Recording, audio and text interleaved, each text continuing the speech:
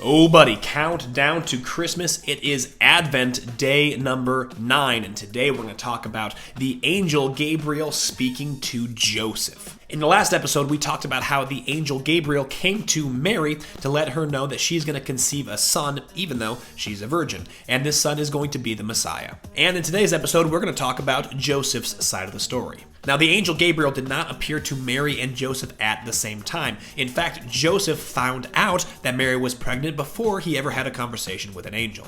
Now, the Bible does not go into any detail on this, but I'm curious how that conversation between Mary and Joseph went. Mary would have had to say to Joseph, "Hey, I'm pregnant, and also I'm a virgin." That would have been a rough conversation, but what we do know is that Joseph was not buying it. We know from Matthew chapter 1, verse 19, that Joseph planned to separate or divorce from Mary quietly. Joseph was a righteous man, so he wanted to uphold the law, but he did not want to put Mary to public disgrace. But before Joseph is able to make a final decision, something happens in verse 20. "But after he considered this, an angel of the Lord appeared to him in a dream and said, 'Joseph, son of David, do not be afraid to take Mary home as your wife, because what is conceived in her is from the Holy Spirit.'" So the angel appears to Joseph in a dream, and he calls Joseph son of David. This is not a title that would have been common in this day and age. This title is intentional to describe the son that Mary is going to have is of the line of David, which is a messianic title.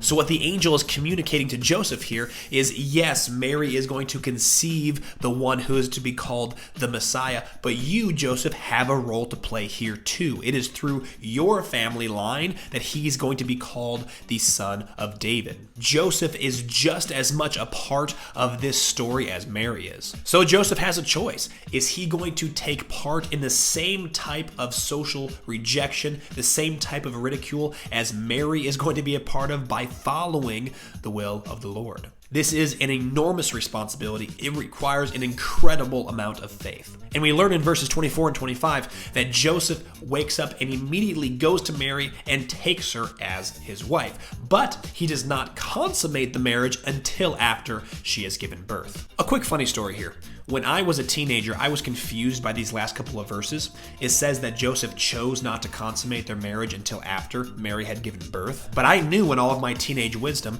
that it was impossible to actually consummate when your wife is pregnant. So really, Joseph didn't have any choice here. But now I am married and I have 4 children, and I realize that teenage Nathan was pretty stupid. And here's the interesting and sad thing about Joseph. Joseph takes on this responsibility. We see that he takes in Mary as his wife. He raises Jesus. He does everything that a man needs to do to provide for his family with a son who happens to be the Messiah.